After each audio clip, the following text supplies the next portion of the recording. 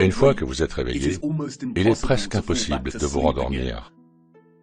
Une fois que vous découvrez que la Terre n'est pas un globe qui tourne, mais un plan plat et immobile surmonté d'un firmament, tout change. Les voies auxquelles nous faisions confiance et les sacro-saints scientifiques sataniques qui façonnaient autrefois notre réalité et notre compréhension du monde ne sont plus fiables.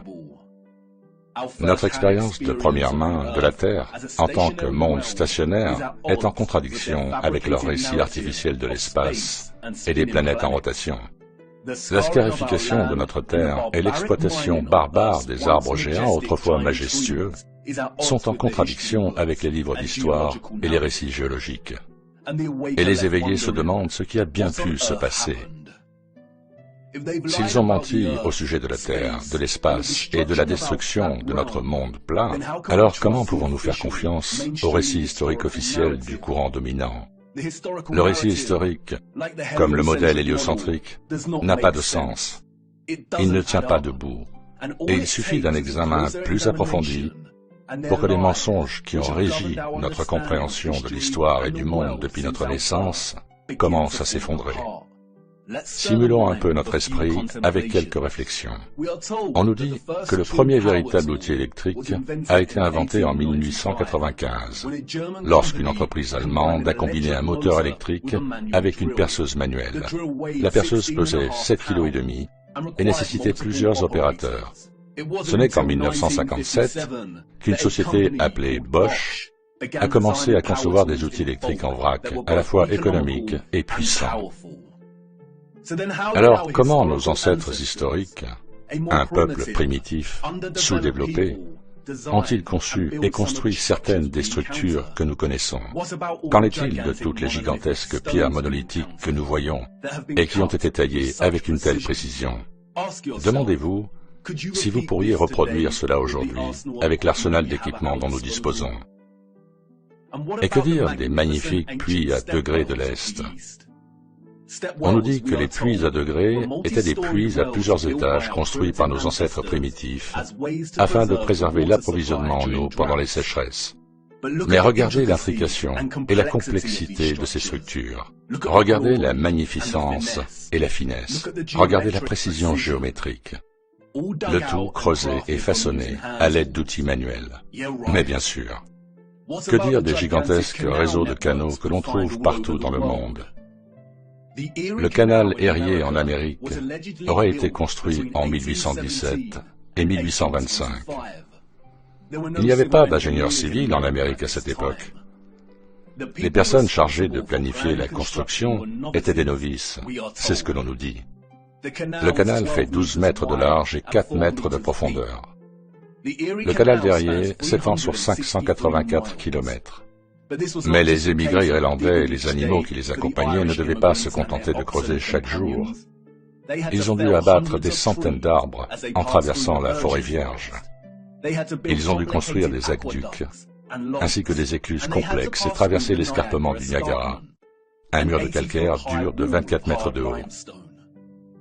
Ils ont dû utiliser de la poudre noire pour le traverser, nous dit-on, puisque la dynamite n'avait pas encore été inventée. Le canal s'étend sur 584 km et sa construction a duré 8 ans. Cela signifie qu'en moyenne, 1 kilomètre était achevé tous les 8 jours. Quel exploit! D'autant plus que les responsables étaient des novices et que les outils électriques et la dynamite n'avaient pas encore été inventés. Laissez-moi vous dire tout de suite que les pionniers des Amériques n'ont pas construit ces systèmes de canaux. Et que dire des grands et magnifiques châteaux disséminés dans notre monde? Saviez-vous que la plupart d'entre eux ont été conçus et construits sans système de plomberie ni méthode pour chauffer correctement les pièces? La royauté et les élites du passé se contentaient de survivre sans avoir accès au strict nécessaire, tant qu'ils pouvaient vivre dans le faste et le grandiose, tandis que les paysans, dans leur modeste demeure, jouissaient de la chaleur des longs hivers sombres. Je ne le pense pas. Et bien sûr, il y a l'impossibilité du grand complexe des pyramides de Gizeh. Les pyramides, nous dit-on, ont été construites quelque part autour de 2500 avant Jésus-Christ. La Grande Pyramide elle-même est constituée de 2,3 millions de blocs de calcaire et de granit, et sa structure globale pèse 6 millions de tonnes. Les plus grosses pierres de granit pèsent entre 20 et 80 tonnes chacune. 20 tonnes représentent 20 000 kilogrammes. Ces blocs ont été taillés dans des carrières avec des ciseaux en cuivre et auraient été transportés sur une distance de 800 km. Les soi-disant experts avancent l'hypothèse selon laquelle le travail des esclaves a été considérable. Être crédule et croire au récit officiel du travail des esclaves est une chose. Mais quelqu'un peut-il expliquer comment les puits d'aération de la Grande Pyramide s'alignent si bien avec les étoiles circumpolaires? Et puis il y a les curieux cas des forts à plan en étoiles, ou de ce que les menteurs officiels du monde appellent les fortifications bastionnées. Développées à la fin du XVe et au début du XVIe siècle, ces forts, nous dit-on, ont été conçus à l'époque de la poudre à canon et du canon. La conception géométrique offrait aux militaires d'une nation une protection contre les angles morts pendant les conflits. Mais bien sûr, nous savons tous que la meilleure protection pendant la guerre est de concevoir un fort avec un motif géométrique aussi précis. Un véritable historien s'est-il jamais penché sur la perfection de la géométrie ici? Nos ancêtres primitifs ne disposaient pas de la technologie nécessaire pour voir les structures d'en haut, mais ils sont tout de même parvenus à accomplir cela. Laissez-moi rire, c'est impossible. Nous ne pourrions pas produire une géométrie aussi parfaite à cette échelle aujourd'hui. Nous avons été trompés une fois de plus. Nous avons été endoctrinés au moyen d'un faux récit historique et d'une fausse chronologie. Et comme pour le stupide modèle héliocentrique, il suffit de regarder de plus près à ce récit pour que les choses commencent à s'effondrer et que les mensonges deviennent une évidence flagrante. En raison de leurs mensonges sataniques, reconstituer une chronologie historique précise et honnête est devenu un casse-tête impossible. Le récit officiel est une boîte de Pandore qui ne nous offre que de minuscules indices, des demi-vérités et des tromperies.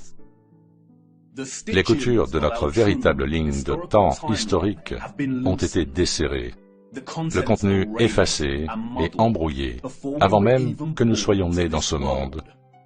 Et c'est là que réside le problème.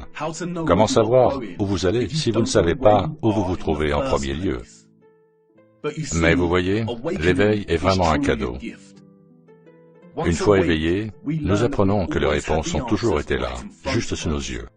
Nous avons toujours eu davantage que ce que nous savons, mais nous avons d'abord dû retrouver la vue, avant que les choses ne commencent à se mettre en place, avant que les choses ne commencent à avoir un peu plus de sens. Et nous revoilà, spectateurs, au bord du précipice d'un autre grand voyage. Et si je vous disais qu'avant nous, il existait une civilisation à l'origine de la technologie la plus avancée jamais développée, et que c'est sa compréhension des rouages de notre monde plat qui a été la clé de son innovation? Et si je vous disais qu'il est fort probable que notre véritable histoire, en tant que peuple, n'a commencé qu'il y a un peu plus de 200 ans? Me prendriez-vous pour un fou, une fois de plus? Est-ce que j'ai l'air aussi absurde que lorsque je vous ai dit pour la première fois que la Terre était plate? Peut-être. Et c'est pourquoi je dois vous le montrer. Ce que j'espère vous montrer est l'une des plus grandes dissimulations de tous les temps. Elle est au même niveau que le mensonge héliocentrique dans son énormité et l'impact qu'elle a sur l'humanité.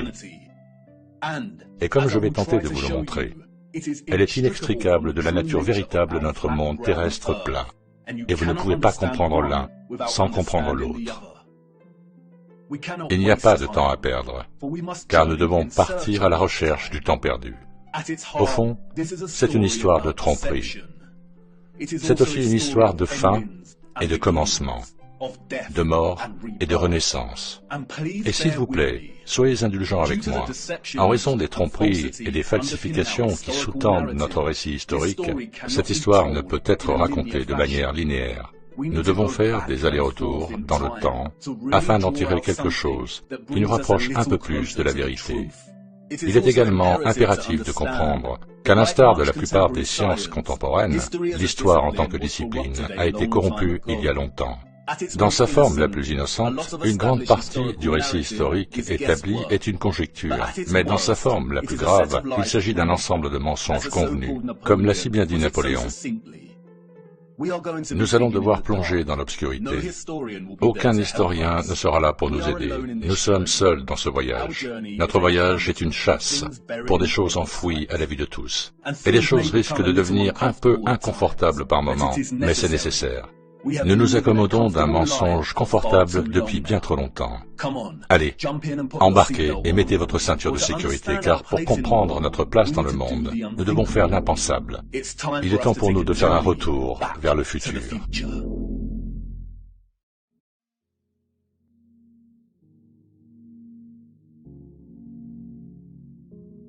Notre voyage commence dans le plus improbable des endroits. 19e siècle, Saint-Pétersbourg. À son entrée, les saints hors de la cathédrale. La ville est froide. Les brumes matinales se dissipent à l'approche du soleil, et nos bottes sont couvertes de boue. Nous sommes en 1860, et si Saint-Pétersbourg se dresse royal et fier, ses habitants sont introuvables. C'est calme, trop calme.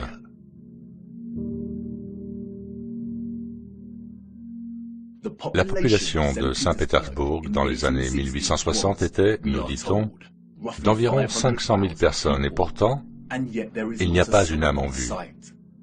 Où sont-ils tous passés?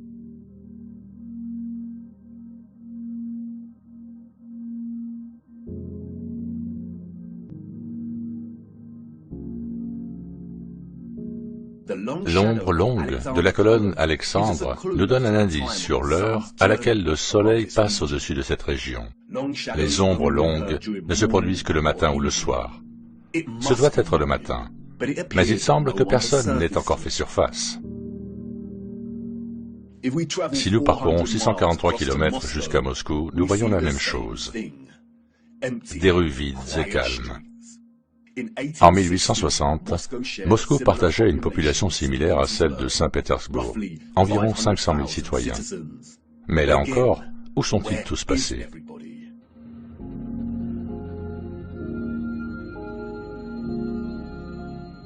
Qu'en est-il du reste du monde à cette époque?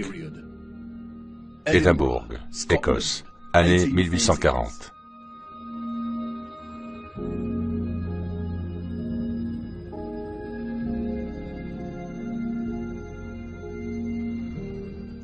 Copenhague, Danemark, année 1840. Dresde, Allemagne, année 1860.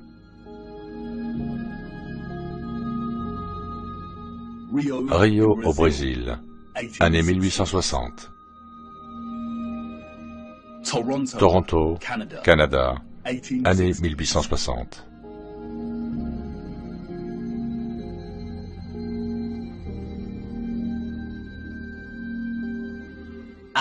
Athènes en Grèce, année 1860.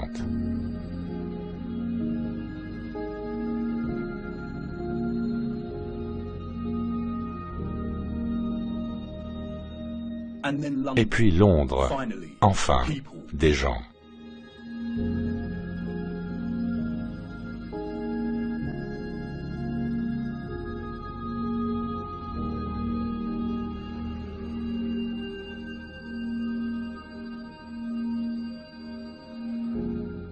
Que dire de Paris? Des gens, la vie.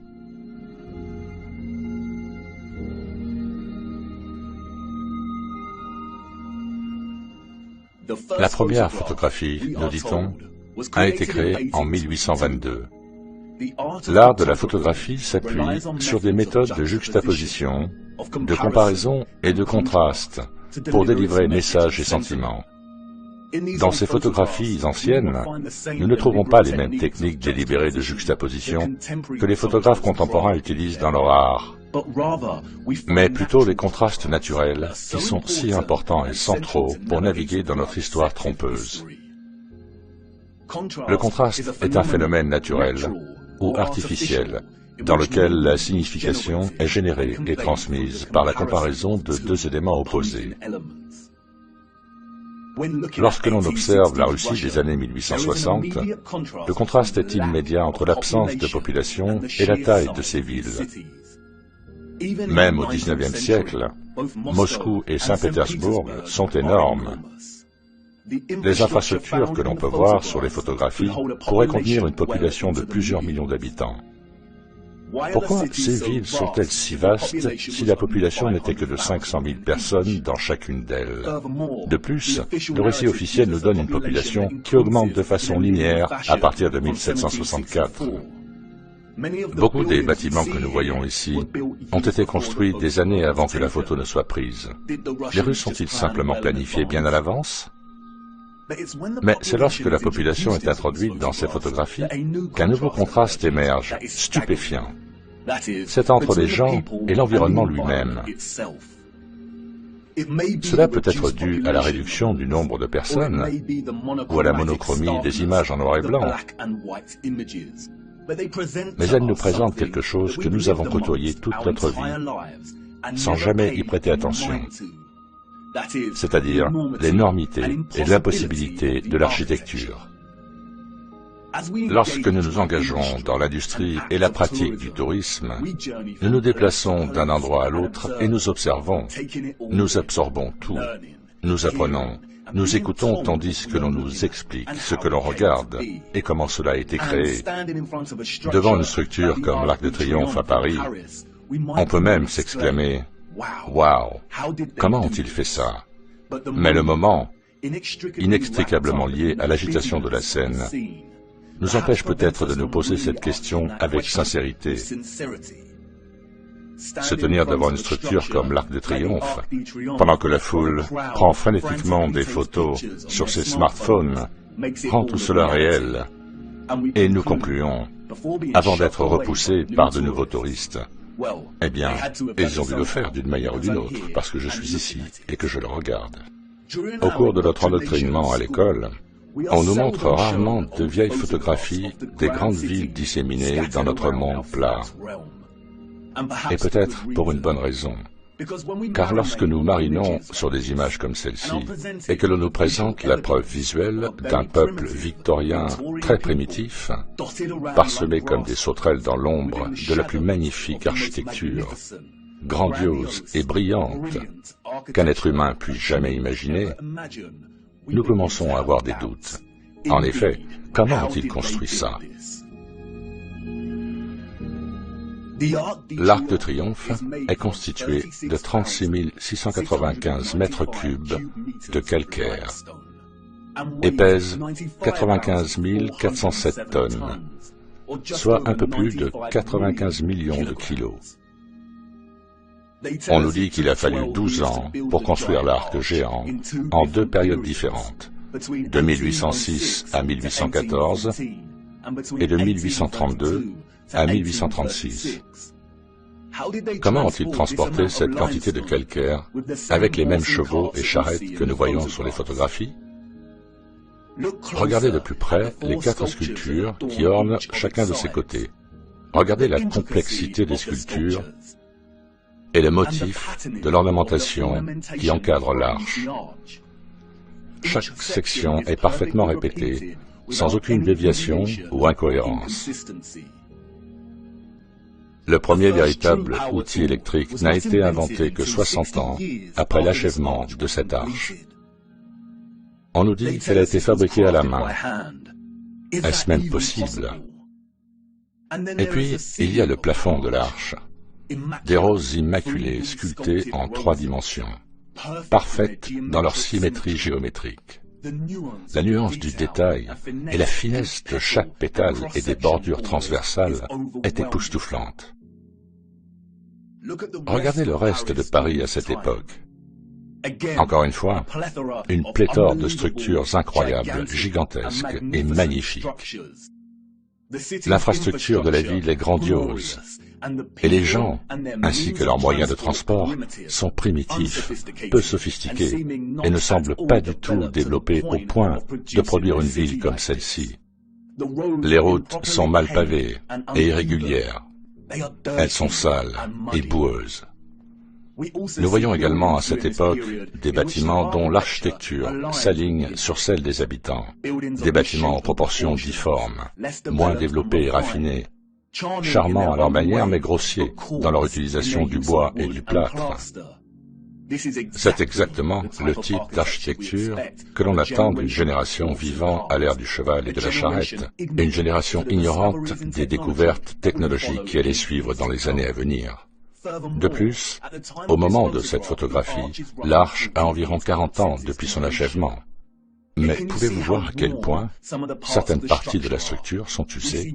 L'altération de la pierre suggère que l'arche est beaucoup plus ancienne. Alors que nous approchons de la fin du XIXe siècle, nous constatons que les moscovites se sont enfin décidés à quitter leur maison et à s'aventurer dans les rues. La fameuse place rouge est maintenant animée. La cathédrale Saint-Basile et la tour Spasskaya dominent le cadre de la place. La construction de la cathédrale Saint-Basile a commencé en 1555 et s'est achevée en 1561, soit 6 ans seulement. Elle a subi un énorme incendie en 1737 et a été restaurée pendant 20 ans. Mais regardez-la, quelle structure! Presque irréelle, et ne ressemblant à aucune autre. Elle est composée de milliers de briques rouges et de tôles d'étain qui ont été façonnées pour former les dômes en oignon caractéristiques que nous voyons. Regardez de plus près la complexité des dômes. Comment ont-ils plié le métal pour atteindre une telle précision et perfection au XVIIIe siècle? Et encore une fois, s'ils avaient les compétences et le dévouement pour construire une telle merveille, pourquoi les conditions de la route sont-elles si mauvaises et couvertes de boue? Nous voyons ces incroyables structures et bâtiments partout sur les photographies du XIXe siècle. Nous avons le merveilleux palais de cristal de Londres, une structure monstrueuse avec la plus grande surface de verre jamais vue dans un bâtiment. Et tout cela construit avant que l'Angleterre n'ait une usine de fabrication de verre automatique. Nous avons l'abbé et le Parlement de Westminster. Nous avons l'ancien arc de Euston, construit en grès pur en 1837, et des rues non pavées et pleines de boue. Pourquoi ces gens n'ont-ils pas donné la priorité aux rues dans lesquelles ils marchaient? L'église Notre-Dame, le chef-d'œuvre de Dresde, en Allemagne, dont la splendeur complexe et opulente contraste directement avec les chariots déglingués et les charrettes tirées par des chevaux des gens en bas, un peuple dépendant du strict nécessaire, un peuple complètement éclipsé par sa taille et sa majesté. La bibliothèque du Parlement à Ottawa, Canada, construite sur une période de 17 ans. Les premiers colons importants sont arrivés en 1800. Et au moment de la construction, la ville comptait moins de 20 000 habitants. Une bibliothèque grandiose et majestueuse était-elle vraiment une priorité pour les colons? Pourquoi le bâtiment semble-t-il avoir été prélevé en Europe et collé au Canada? Même au début du siècle, 40 ans avant que Bosch ne fasse connaître l'outil électrique, nous avons l'ancienne gare Penn à New York. Regardez la taille de ce bâtiment, aux proportions complètement hallucinantes. Comme on peut le voir sur la photo, chaque motif octogonal sculpté sur le plafond du dôme arqué est plus grand qu'un seul être humain. Regardez les colonnes gigantesques et les détails des feuilles montantes qui décorent le sommet de chaque pilier. Et ils nous disent que cette station a pris 6 ans à construire, 6 années entières.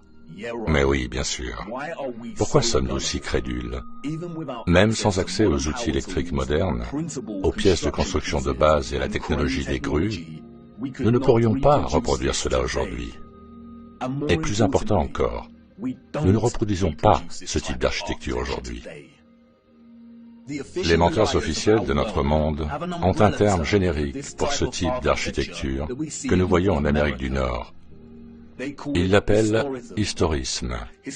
L'historisme est un terme inventé pour décrire un style d'architecture qui est de nature revival, ou, en d'autres termes, qui copie le style d'une autre période de temps.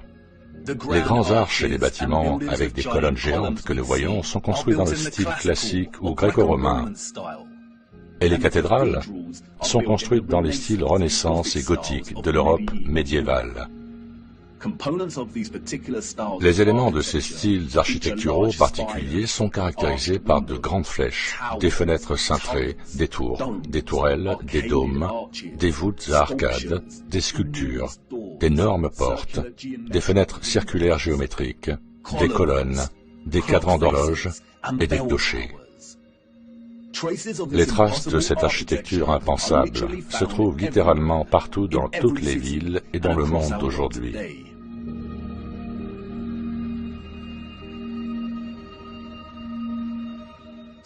Certaines sont préservées et entretenues, comme l'Arc de Triomphe et Notre-Dame de Paris.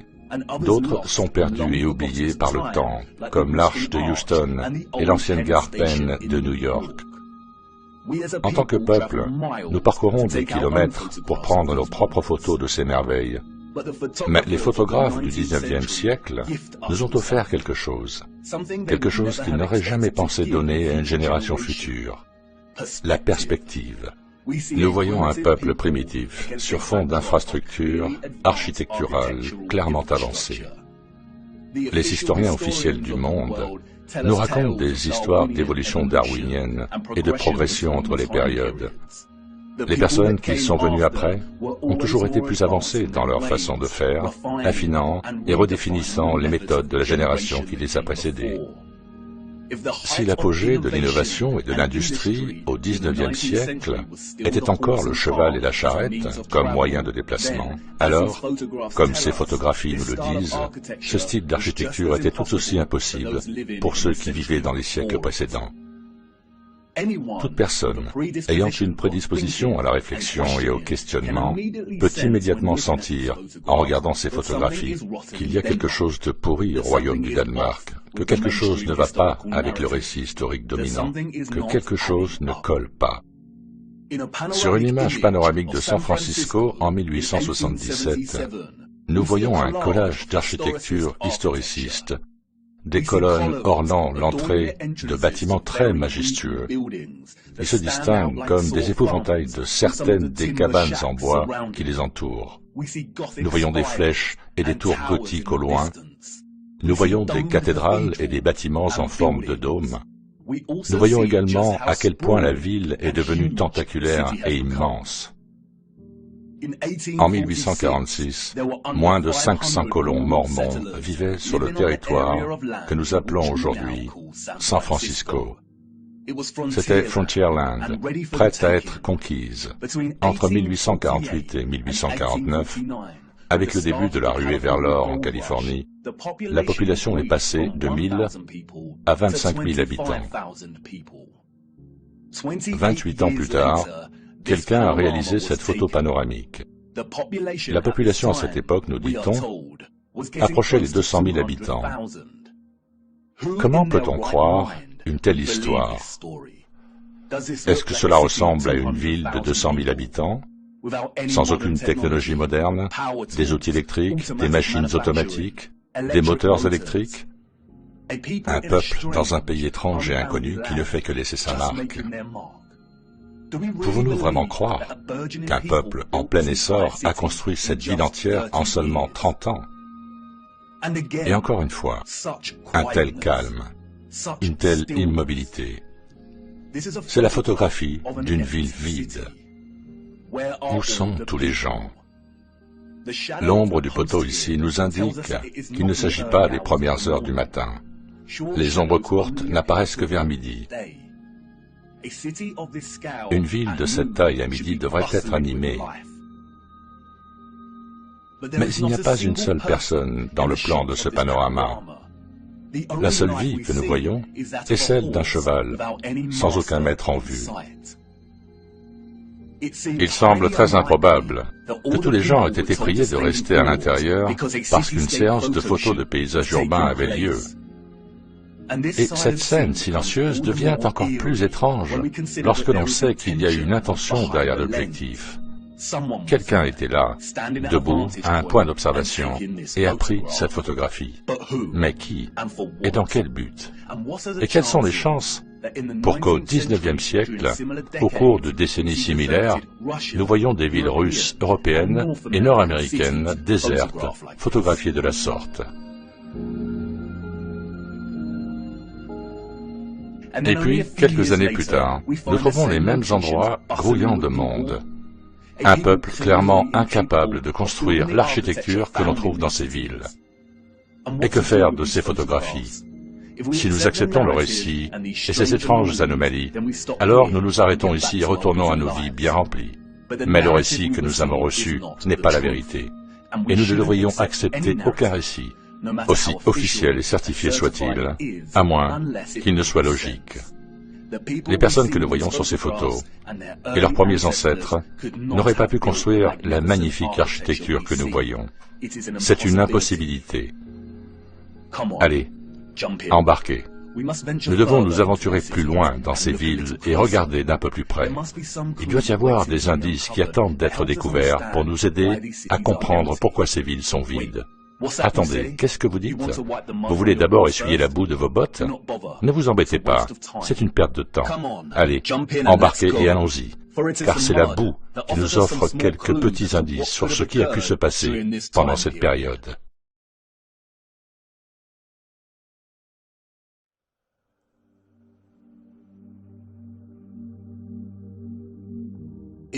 En juin 2011, Christchurch, en Nouvelle-Zélande, a subi un tremblement de terre qui a laissé une grande partie de la ville dans le chaos, détruisant des bâtiments et des infrastructures, et laissant plus de 50 000 foyers sans électricité. Des maisons se sont effondrées, des conduites d'eau se sont rompues, des inondations ont eu lieu et des incendies ont éclaté en raison de la rupture des lignes électriques. Du fait des forts mouvements du sol et des secousses intenses, une partie de la ville a connu un phénomène étrange, connu sous le nom de liquéfaction du sol. Des éboulements de sable ont émergé des routes asphaltées, faisant basculer et sombrer les voitures et provoquant la chute de blocs rocheux des collines, entraînant davantage de dommages aux habitations.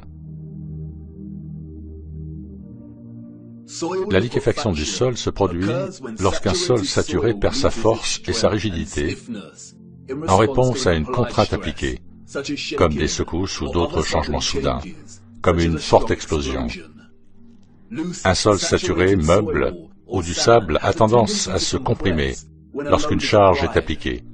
Mais en cas de contrainte telle qu'une secousse ou une explosion, on observe le contraire. Le sol a tendance à se diluer, et il en résulte des sables mouvants ou de l'argile rapide traître. La terre se transforme en liquide, ce qui fait que les structures de masse lourdes comme les bâtiments, les infrastructures et les voitures commencent à s'enfoncer, se renversent ou s'effondrent. Cela peut également affecter les barrages et les ponts. Les courants de turbidité peuvent également former d'énormes glissements de terrain impossibles à arrêter. Dans le pire des cas, des villes entières peuvent être détruites. Comme vous pouvez le voir, la liquéfaction peut déplacer des zones entières de terre. La boue peut s'élever de façon spectaculaire et rapide, et sa force destructrice est inarrêtable. C'est un phénomène bien documenté. Le tremblement de terre de 1964 à Niigata, au Japon, a provoqué une liquéfaction, et on peut en voir les effets très clairement sur ces photos. La même chose ici, avec le tremblement de terre de 1964 en Alaska. Des bâtiments qui tombent, des voitures qui coulent, des infrastructures qui s'effondrent. Une fois la tension retombée, le sol commence à se solidifier à nouveau, et nous pouvons voir les conséquences. Des rues boueuses et inégales subsistent là où il y avait autrefois un revêtement routier. Si nous revenons aux photographies des villes du XIXe siècle, nous constatons une situation similaire ici. Les routes sont peu raffinées et pleines de boue. Nous voyons partout des routes inégales, grossières et boueuses, sans sophistication, sur fond d'architecture raffinée, sophistiquée et magnifique. Ces villes auraient-elles pu subir le même sort de liquéfaction du sol qu'à une époque plus récente? Peut-être. Mais malheureusement, les routes boueuses ne sont pas une preuve suffisante pour tirer des conclusions, n'est-ce pas? Les enfants sont ceux qui posent les questions les plus essentielles et les adultes, dans leur stupeur brumeuse, fournissent généralement les réponses les plus insatisfaisantes, régurgitant souvent des informations savantes et absurdes qui laissent l'imagination de l'enfant insatisfaite. En se traînant le long de ces routes boueuses du XIXe siècle et en observant son environnement, un enfant peut se demander « Pourquoi ont-ils construit les fenêtres si bas par rapport au sol ?» Et quelle excellente question! Oui, pourquoi en effet ont-ils construit des fenêtres au niveau du sol? Car voyez-vous, les personnes que nous voyons sur ces photos n'ont malheureusement pas construit cette architecture. Et peut-être que certaines d'entre elles, à un moment donné de leur vie quotidienne bien remplie, se posent exactement la même question. Nous le voyons partout. Fenêtres au niveau du sol.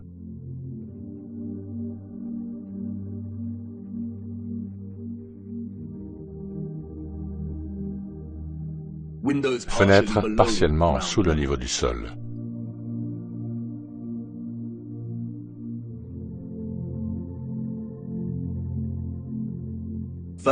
L'entrée du premier étage est surélevée par rapport au niveau du sol.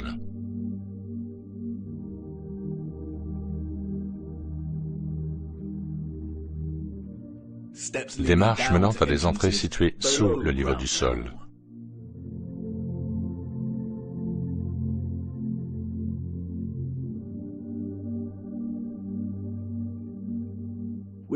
Nous pouvons le constater dans presque toutes les grandes villes de notre monde, à la fois sur des photographies anciennes et lorsque nous marchons dans les rues aujourd'hui. Et qu'est-ce que cela nous apprend? Qu'une société ayant accès à des outils de construction modestes, à des chevaux et à des charrettes, a construit ses infrastructures en dépensant d'innombrables heures et de l'énergie à défricher un terrain de plus de 3 mètres de profondeur pour commencer sa construction.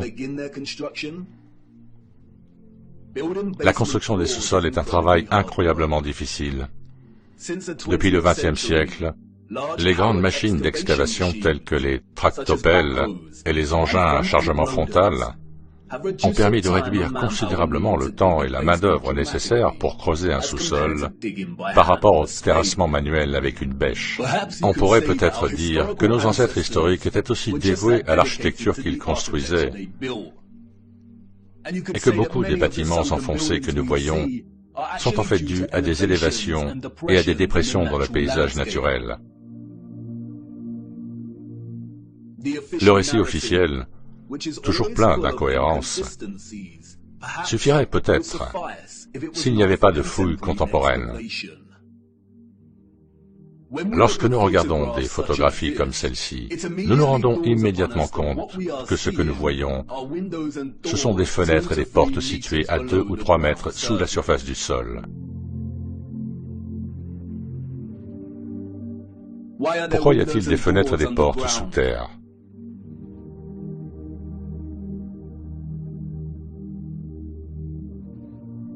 Qu'est-ce que nous voyons dans nos villes? L'accumulation naturelle du sol au fil du temps?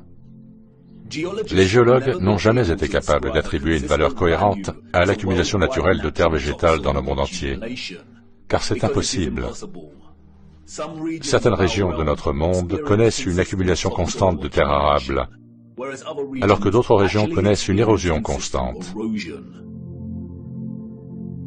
De nombreux historiens et archéologues ont noté que de nombreuses villes ont été détruites au cours des siècles par la guerre, un phénomène naturel comme les tremblements de terre, les cendres volcaniques et les inondations.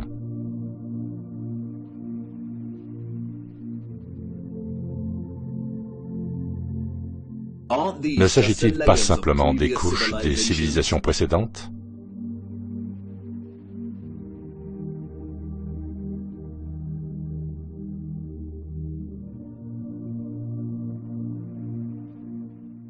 Non, ce n'est pas le cas. Nous voyons encore et encore des étages entiers de bâtiments qui correspondent à l'architecture existante au-dessus de la couche de terre.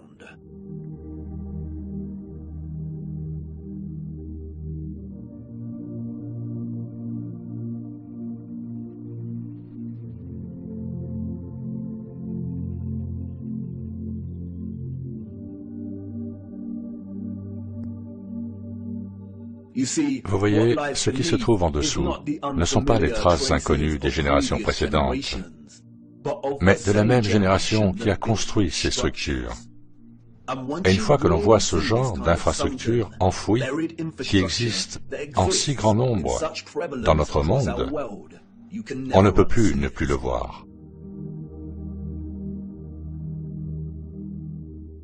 Nous voyons que les fondations des vieilles églises sont en fait les premiers étages originaux avec des entrées et des fenêtres cohérentes.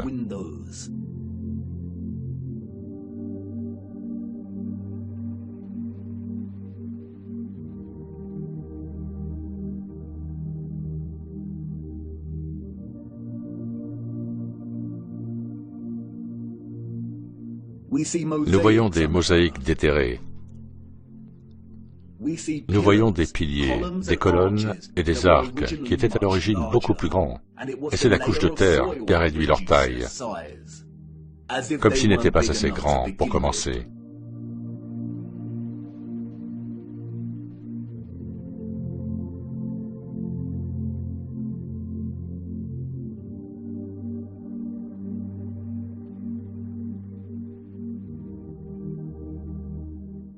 Et comme avec le tremblement de terre de 1964 dans le Niigata au Japon, nous trouvons aussi beaucoup de structures dites anciennes qui penchent comme si à un moment donné le sol sous ces structures s'était relâché et liquéfié.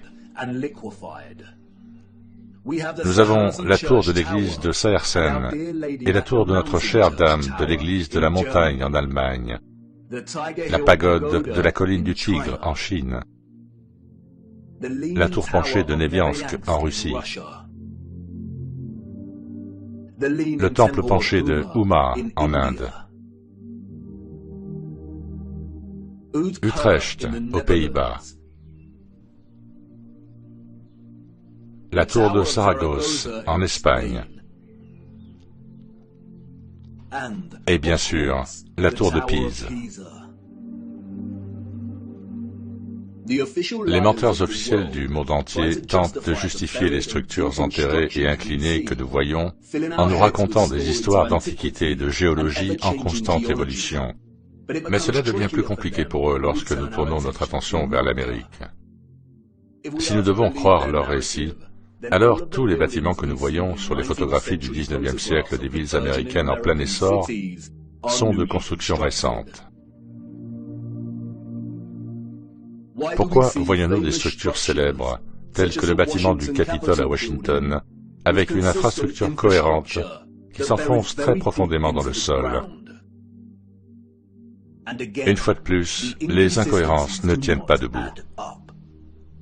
Pourquoi un peuple sous-développé aurait-il gaspillé des ressources, de l'énergie et du temps à construire les fondations du bâtiment du Capitole pour qu'elles soient conformes au style de colonnes que nous trouvons au-dessus de la surface? Les fondations n'avaient pas à comporter de colonnes. Les colonnes, nous dit-on, sont un choix stylistique, pas un choix fonctionnel. Alors pourquoi ont-ils fait cela? En un mot, ils ne l'auraient pas fait.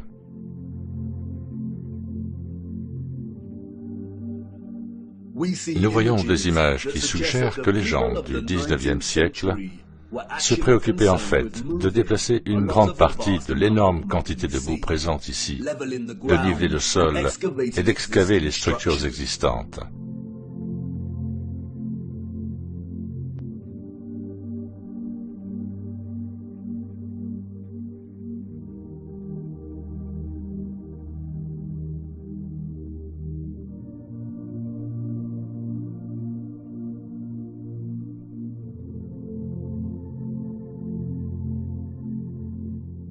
La cohérence et la prévalence de l'architecture enfouie à travers notre monde indiquent que ce qui s'est passé était un événement mondial, malgré les différences régionales dans l'accumulation et l'érosion naturelle de la couche arable. Et il n'y a aucune explication officielle qui justifie l'architecture enfouie que nous voyons. Aucune explication n'est fournie pour justifier la quantité de boue que l'on voit sur les photographies de nos villes au XIXe siècle. Sur les routes, des amas de boue provenant du déblaiement, des routes inégales, des terres ravagées, mais une architecture grandiose, parfaite et intacte. Applaudi par les spécialistes de la littérature pour son utilisation du brouillard en guise de métaphore pour brosser le portrait de Londres, centre corrompu au milieu d'une industrialisation galopante, beaucoup oublient que le roman « La maison d'Aprevent » de Charles Dickens, paru en 1852, s'ouvre en fait sur une image différente. Londres. Le premier trimestre est terminé depuis peu, et le Lord Chancellor siège dans le Lincoln's Inn Hall, temps impitoyable de novembre. Autant de boue dans les rues que si les eaux venaient de se retirer de la surface de la terre. La liquéfaction a causé des ravages à Christchurch et dans le Niigata, mais il s'agissait de tremblements de terre isolés, et seules certaines parties de chaque ville ont été touchées. Il n'est pas possible qu'il y ait eu d'énormes tremblements de terre simultanés dans le monde entier au cours d'une période similaire, n'est-ce pas? Même Wikipédia nous dit que la liquéfaction peut se produire naturellement ou artificiellement à la suite d'un tremblement de terre ou d'un autre changement soudain des conditions de stress. Même si c'était le cas, nous ne voyons les mêmes dommages structurels aux bâtiments du XIXe siècle que dans des cas comme Christchurch et Niigata. La plupart de l'architecture enterrée que nous voyons est intacte. Elle est soit enfoncée, soit le niveau du sol a été relevé d'au moins 3 mètres, parfois de manière uniforme, et d'autres fois partiellement enterrée dans des collines de boue ondulantes, comme s'il y avait eu d'énormes glissements de terrain. L'étrange cas de l'architecture enfouie permet de tirer les conclusions suivantes. 1. Ce qui repose sous terre n'est pas les vestiges de civilisations antérieures. Le plus souvent, les structures enfouies sont conformes à l'architecture que nous voyons en surface. 2. Que les structures sont beaucoup plus grandes que ce que l'on soupçonnait à l'origine, et donc elles sont encore plus impossibles à construire pour une génération victorienne de chevaux et de charrettes, et celles qui les ont précédées. 3. Que l'accumulation naturelle de terre végétale et la liquéfaction du sol ne sont pas des explications satisfaisantes pour ce que nous voyons ici. Ce qui a eu lieu devait être quelque chose de beaucoup plus grand et répandu, comme un cataclysme terrestre, naturel ou artificiel de quelque sorte. Comme le montrent de nombreuses photographies, de nombreux citoyens des années 1800 étaient responsables du déplacement d'une grande partie de la boue, du nivellement du sol et de l'excavation des bâtiments, ce qui suggère que ce qui s'est passé s'est produit très récemment dans leur passé. L'absence totale de justification raisonnable pour l'architecture enterrée que nous voyons suggère que les contrôleurs de notre monde essaient délibérément de cacher ce qui s'est passé. Et qu'en est-il des villes désertes que nous voyons sur les photographies précédentes? Si ces villes étaient vraiment vides, nous devons nous demander pourquoi. Nous devons aussi nous demander comment tous ces gens sont arrivés là, en fin de compte. En l'espace d'une trentaine d'années, nous voyons une ville passer du stade de désert à celui de ville animée. Il est intéressant de noter que c'est Charles Dickens et plus généralement la littérature du XIXe siècle qui offrent quelques indices. 2 thèmes centraux traversent la littérature victorienne du XIXe siècle. Celui du mariage et de la chasteté féminine, et celui des orphelins et de l'adoption. Nombre de personnages de fiction que nous avons appris à aimer au fil des ans sont des orphelins. Nous avons Oliver Twist et Pip des Grandes Espérances. Nous avons la petite orpheline Jane Eyre et Heathcliff des Hauts de Hurlevent. Nous avons Mowgli du Livre de la Jungle, Cosette des Misérables. Nous avons Heidi, Réponse, Peter Pan, Blanche-Neige. Nous avons Tom Sawyer et Huckleberry Finn, et Anne au pignon vert. Et ces livres étaient de leur temps. En ce qui concerne la prévalence de l'orphelin, le seul problème est que ces romans romancent l'orphelin en tant que personnage disloqué de la société par défaut et, par conséquent, tracent le chemin de sa vie comme celui d'une fortune imprévue. Ce n'était pas la réalité. Le thème du mariage et de la chasteté que l'on retrouve dans tant d'œuvres littéraires du XIXe siècle, comme celles de Jane Austen, de Bronte, de George Eliot, Dickens, de Thomas Hardy, de Léon Tolstoï, de Victor Hugo et d'autres encore, n'était rien d'autre qu'une propagande soigneusement déguisée et bien écrite. dont le seul but était de solidifier et de justifier un cadre de valeurs sociales qui séparait les enfants de leur mère. Les enfants nés en dehors du mariage ou de l'union conjugale étaient considérés comme illégitimes, ce qui signifie qu'ils n'avaient pas de statut légal. L'illégitimité des enfants était un sérieux handicap tout au long du XIXe siècle. La majorité des employeurs n'embauchaient pas les femmes ayant un enfant illégitime. De nombreuses mères célibataires avec des enfants illégitimes se retrouvaient sans foyer, en mauvaise santé, affamées, épuisées. Leur seul refuge était le foyer du travail, où elles devaient accomplir les tâches les plus désagréables. Dans certains endroits, les femmes ayant des enfants illégitimes étaient singularisées et devaient porter un uniforme spécial qui alertait tout le monde sur leur statut de mère célibataire ou de femme déchue. En conséquence, un grand nombre d'orphelinats et d'institutions pour enfants trouvés ont été créés. Voici l'hôpital pour enfants trouvés de Londres, qui était très actif au XIXe siècle. Regardez sa taille. Charles Dickens était obsédé par cet endroit. L'inspiration, dit-on. Le récit officiel nous dit qu'environ 4500 femmes ont confié leurs enfants à cet énorme bâtiment. Mais ce n'était qu'une institution. Wikipédia nous donne une liste partielle de plus de 64 orphelinats qui ont été fondés au Royaume-Uni au cours du XIXe siècle. Cette liste n'est que partielle. Le cas particulier de la grande quantité d'enfants sans parents au XIXe siècle est bien documenté par de nombreux chercheurs.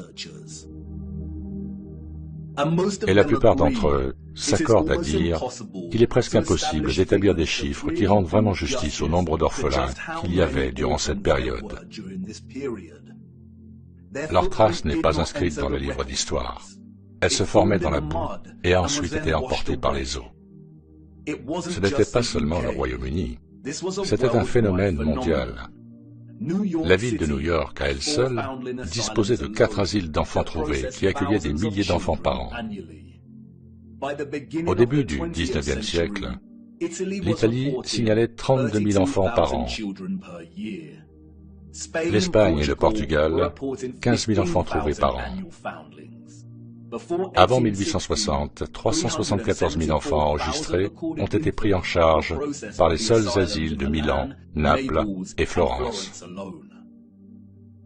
L'historien David L. Ransall affirme que Moscou recevait entre 16 et 18 000 enfants en bas âge par an dans les années 1880 et en envoyait plus de 10 000 par an dans les villages périphériques pour y être placés. En 1882, il y avait en tout 41 720 enfants trouvés du foyer de Moscou, vivant dans 32 000 familles d'accueil, réparties dans 4 418 villages. Une douzaine de villages comptaient chacun plus de 90 familles d'accueil. Ce que l'on oublie souvent, c'est qu'une série de lois ont été adoptées dans les années 1800, rendant presque impossible pour les mères célibataires de garder leur bébé. La réforme de la loi sur les pauvres de 1833 a introduit des clauses de bâtardise qui transfèrent l'entière responsabilité de l'enfant illégitime sur la mère. La stigmatisation sociale signifiait qu'elle ne serait pas en mesure de s'occuper de son enfant et qu'elle serait obligée de le remettre aux autorités, ou pire encore. Les annonces d'adoption ou de garde d'enfants sont devenues populaires dans les journaux. Et, comme de nombreux chercheurs l'ont souligné, elles étaient une façade pour ce que l'on appelait les fermes à bébés ou les meurtres rémunérés. Comme l'indique Dorothy L. Heller, les annonces peuvent avoir été trompeuses pour le grand public. Mais elles se lisaient comme un message codé à l'intention des mères célibataires. Aucune référence n'était demandée et aucune n'était offerte. La somme de 11 centimes d'euros par semaine pour garder un nourrisson ou un enfant malade était insuffisante et un enfant malade et un nourrisson de moins de 2 mois étaient les moins susceptibles de survivre et les moins chers à enterrer. On prenait les nourrissons sans poser de questions, et il était entendu que pour 13 euros, on ne s'attendait pas à ce qu'on pose des questions. La transaction entre la mère et l'éleveur de bébés se déroulait généralement dans un lieu public, dans les transports en commun ou par l'intermédiaire d'une seconde partie. Aucune information personnelle n'était échangée. L'argent était versé et la transaction était terminée. La mère savait qu'elle ne reverrait jamais son enfant vivant. Cependant, la plupart des enfants n'étaient pas assassinés, mais déposés à la porte d'orphelinats ou de foyers de travail. On donnait une toute nouvelle identité à tous les enfants placés dans ces institutions. On leur fournissait temporairement un abri, de la nourriture et des vêtements, puis on les envoyait dans des maisons de travail ou ailleurs. Au XIXe siècle, les photographies étaient rares, mais vers la fin du siècle, nous en voyons davantage. Le dernier continent à connaître un tel exode massif d'orphelins était les États-Unis. Et c'est là que nous voyons les traces des trains d'orphelins. Le premier groupe de ces orphelins est arrivé dans le Michigan en 1854, et à partir de ce moment, le réseau a transporté des centaines de milliers d'enfants à travers les États jusqu'à sa fin en 1929. Officiellement, plus de 97 institutions s'occupaient d'orphelins et de trains d'orphelins au XIXe siècle. Et là encore, cela ne concernait pas seulement les États-Unis. Annie Macpherson entrera dans l'histoire comme une femme qui a exploité plus de 100 000 orphelins et les a expédiés du Royaume-Uni vers le Canada, la Nouvelle-Zélande, l'Afrique du Sud et même jusqu'aux confins de la planète en Australie, pour les vendre comme main-d'œuvre enfantine. Pourquoi voyons-nous tant de photographies d'orphelins dans des foyers de travail? Pourquoi travaille-t-il avec des machines conçues pour être utilisées par des adultes? N'y avait-il pas assez d'adultes à cette époque pour effectuer ce travail? Et puis il y a un cas étrange, celui de l'essor des parcs d'attractions américains au tournant du XXe siècle.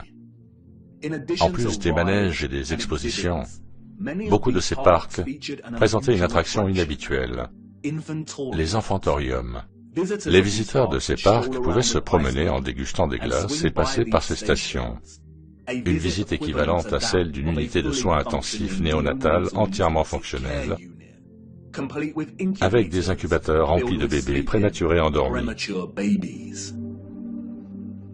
L'histoire a été clémente avec Martin Cooney. Présenté comme un héros, Cooney était l'esprit allemand derrière les incubateurs. Sa première rencontre avec des bébés prématurés, nous dit-on, a eu lieu à l'exposition universelle de 1896. Il a su immédiatement que l'exposition sauverait des vies de bébés. La technologie permettant de maintenir en vie les bébés prématurés était coûteuse et il savait que le public paierait pour voir les bébés en couveuse. Il ferait payer un droit d'entrée dans les parcs d'attractions pour générer des fonds afin d'aider ces bébés à vivre. Les infirmières s'occupaient des bébés sous le regard enchanté du public, comme s'il s'agissait d'une autre attraction. Les expositions de bébés prématurés comprenaient des rabatteurs qui tentaient d'attirer le public pour qu'il vienne voir les bébés. Je ne sais pas ce que vous en pensez, mais je trouve qu'il y a quelque chose qui ne va pas à propos de ces couveuses. Des publicités annonçant des bébés vivants. Beaucoup de foires où Cooney montrait ces bébés présentaient aussi des expositions eugéniques. L'eugénisme est un domaine de pseudosciences corrompues qui approuve la reproduction sélective pour améliorer la qualité génétique de la population humaine. L'eugénisme a été inspiré par le darwinisme et a été une idéologie motrice qui a alimenté les nazis. Pourquoi les gens paient-ils pour voir des bébés vivants, comme s'ils n'en avaient jamais vu auparavant? Les gens de l'époque n'avaient-ils pas leurs propres bébés? Et où sont les parents de ces enfants? Comment disposaient-ils au XIXe siècle de la technologie nécessaire pour maintenir en vie des bébés prématurés de cette manière? Ou bien quelque chose ne tourne pas rond, une fois de plus, dans le récit officiel. 80 000 bébés prématurés ont été traités dans ces couveuses de parcs d'attractions. 80 000. Les centaines de milliers d'orphelins au XIXe siècle sont à peine croyables. Les femmes étaient-elles vraiment si insouciantes? L'Amérique avait-elle au moins la population nécessaire pour justifier 80 000 bébés prématurés? Nous ne parlons pas ici d'orphelins, mais de bébés nés prématurément. Le récit n'est ni convaincant, ni réaliste. D'où venaient ces bébés? Les antécédents de Cooney sont encore plus troublants. Comme de nombreux historiens l'ont souligné, il n'avait pas de diplôme ou de formation médicale, et son histoire est très similaire à celle de la philanthropie peu convaincante qui entoure certaines de nos personnalités contemporaines qui n'ont pas non plus de diplôme médical. Et puis, il y a Mary Dressler, une star canadienne du cinéma muet et de la dépression. Elle a adopté un de ses bébés en couveuse. Ah, les célébrités et l'adoption. Le récit officiel nous laisse commodément en dehors de son histoire et nous dit qu'elle a peut-être eu une fille qui est morte en bas âge. Mais les photographies suggèrent le contraire. A-t-elle adopté son bébé couveuse dans l'une de ses foires? Ou les foires sont-elles une façade pour l'adoption illicite de bébés prématurés? Même s'ils étaient prématurés, cela signifiait-il qu'ils n'avaient pas de parents? Qui était propriétaire et responsable de ces parcs? Et qu'est-il arrivé aux bébés une fois qu'ils ont grandi et quitté les couveuses? Si quelque chose semble étrangement faux dans l'histoire de ces parcs et de ces orphelins, c'est parce qu'on ne nous dit pas la vérité. Pourquoi y avait-il des centaines de milliers d'enfants sans parents au XIXe siècle? D'où venaient-ils? Ils ont été déplacés dans le monde entier. Europe, Amérique, Russie, Australie, Canada. Pourquoi? Surtout quand la plupart avaient encore un parent vivant. Si la grossesse hors mariage était un tel handicap social qui entraînait un tel traumatisme, pourquoi tant de personnes se sont-elles mises dans cette situation en premier lieu? Le gouvernement se souciait-il suffisamment de la moralité sociale pour adopter des lois et tous les efforts déployés pour construire et entretenir des orphelinats et des réseaux de relocalisation des orphelins n'auraient-ils pas grévé les finances et les systèmes administratifs du gouvernement? Cela aurait certainement été le cas. Mais voyez-vous, il y avait un plus grand objectif derrière l'agenda mondial du gouvernement. Le repeuplement. Le récit social de la chasteté n'était rien d'autre que de la propagande et une justification pour voler des enfants. La raison pour laquelle nous voyons des villes vides au début du XIXe siècle est qu'elles étaient en fait vides, sans population. Et la raison pour laquelle elles sont animées 30 ans plus tard est que des orphelins ont été envoyés dans ces villes pour les repeupler.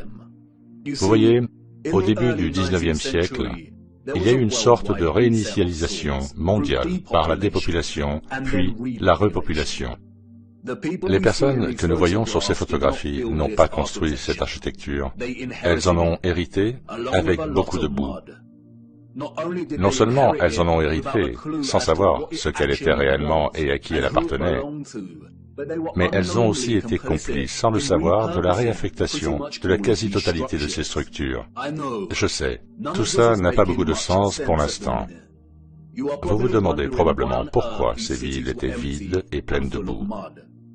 Ce qui s'est passé pour que les gouvernements aient besoin de repeupler la Terre, et je sais ce que vous pensez. Tout cela est très intriguant. Mais qu'est-ce que cela a à voir avec la Terre plate?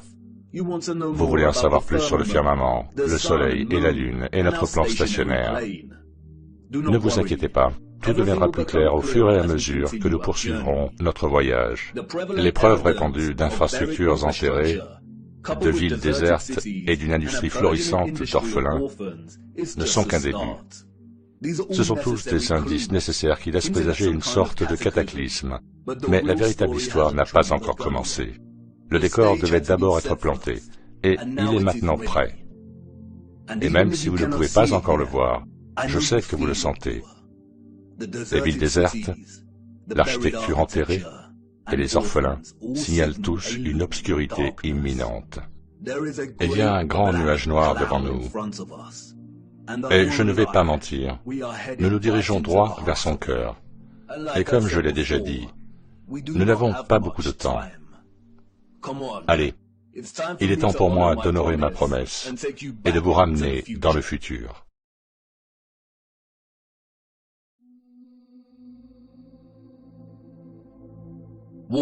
L'eau, une substance chimique inorganique, transparente et inodore, qui recouvre 70% de la surface connue de la Terre. Elle est la force vitale qui anime les organismes à base de carbone qui prospèrent sur notre Terre. Elle délimite et sépare nos terres et s'accumule et se solidifie dans les régions intérieures et extérieures de notre monde stationnaire plat. Dieu aurait dû envoyer un message aux habitants de la Terre et être précis en leur disant de surveiller l'eau, de méditer sur sa fonction et ses lois naturelles, car en leur temps, une grande tromperie serait jetée sur eux, comme l'ombre froide d'un roi inconnu et malfaisant. Et peut-être que Dieu a envoyé ce message sous la forme d'un déluge, mais que sa vérité a été mythifiée et enterrée, et que le mensonge s'est propagé en dépit de cela. L'eau immobile n'est ni courbe ni convexe. Les lois naturelles régissant une masse d'eau immobile insistent sur le fait qu'elle prend la forme exacte du récipient qu'elle remplit, et trouve et maintient toujours un niveau plat. L'eau immobile reste toujours plane. Et en regardant l'eau, lorsque nous nous tenons à un poste d'observation, lorsque nous voyageons en avion, et avant de prendre une gorgée de notre boisson, nous devons tous nous rappeler de ne jamais oublier cette loi. La plupart d'entre nous comprennent instinctivement les lois de l'eau. Et pourtant, beaucoup poursuivent leur vie quotidienne en participant volontairement au canular héliocentrique absurde. Mais pour nous, qui savons que notre Terre n'est pas une planète qui tourne dans le vide infini de l'espace, ceux qui ont étudié le Soleil avec diligence et se rendent compte que c'est le Soleil qui bouge et non la Terre, ceux qui ont tracé les racines illogiques des trajectoires de vol sur un modèle de globe et ont conclu que le modèle est incorrect, ceux qui savent que les lois de la densité régissent l'élévation et la chute des objets et ont étudié les lignes de fuite, ceux qui ont abandonné les lentilles télescopiques conventionnelles, ont réfléchi aux arcs-en-ciel, aux sun dogs et aux étoiles au-dessus de nous, savent que nous résidons dans un firmament en forme de dôme et qu'il y a de l'eau au-dessus de nous.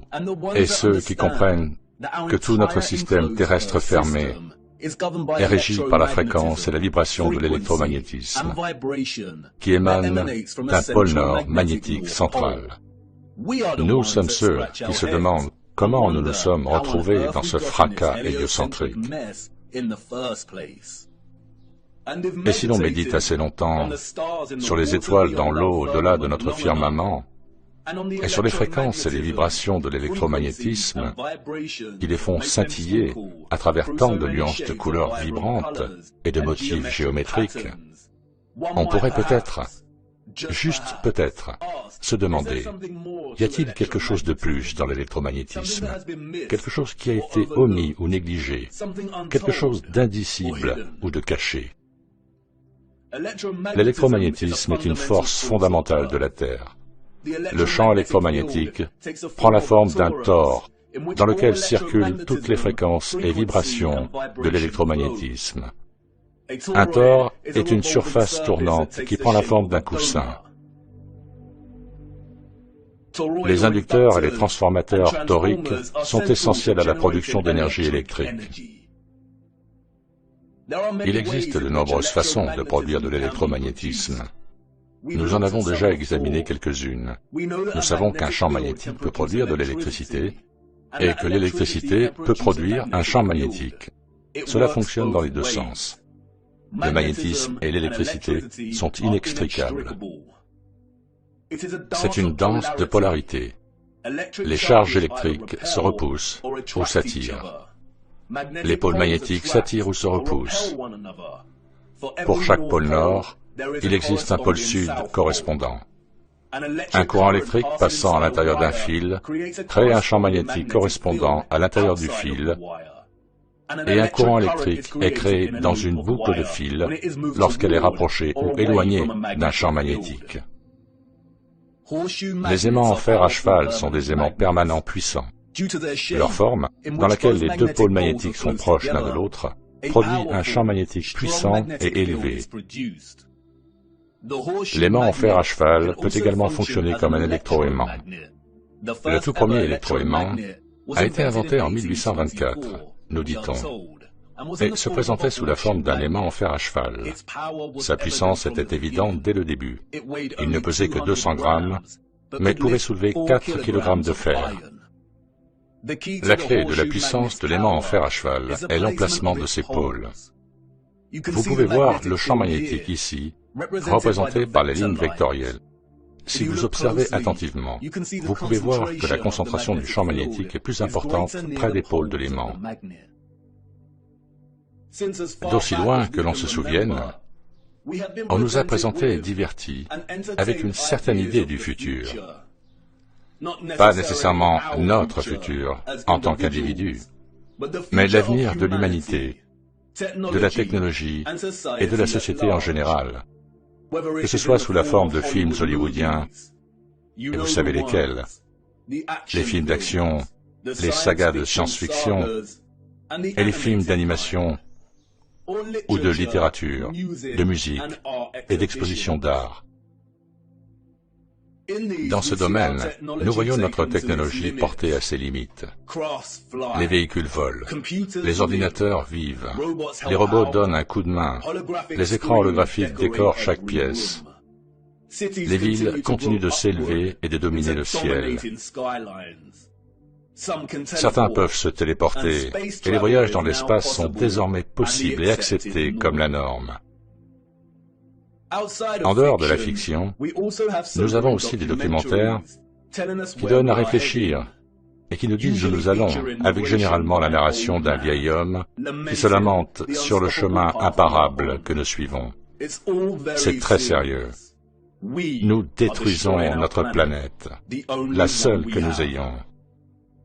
Et nous avons des partis politiques, des organisations non gouvernementales, et des voix fiables, et des génies scientifiques primés, qui partagent des messages similaires.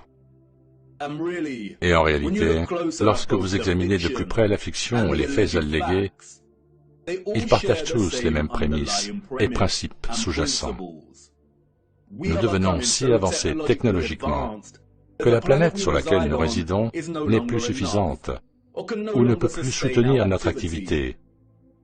Les systèmes d'intelligence artificielle avancés, les vaisseaux volants, les percées dans le clonage et les lits médicaux signifient que le monde naturel a souffert en conséquence. Et, selon le type de genre que vous recherchez, la solution est soit 1.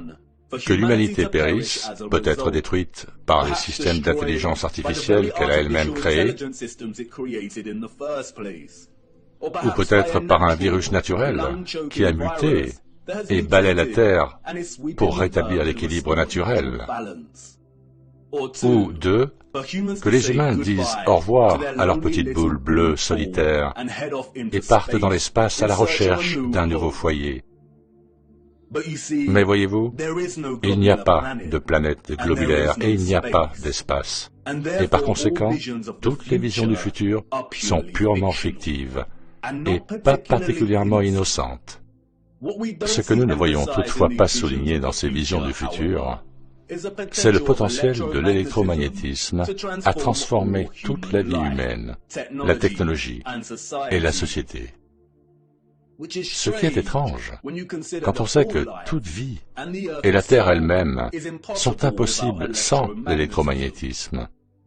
Pourquoi les visionnaires ne voudraient-ils pas explorer cela plus en détail? Serait-ce parce qu'ils n'en ont pas le droit? Serait-ce qu'ils ont peur de quelque chose, peur de nous voir relier un peu trop de points?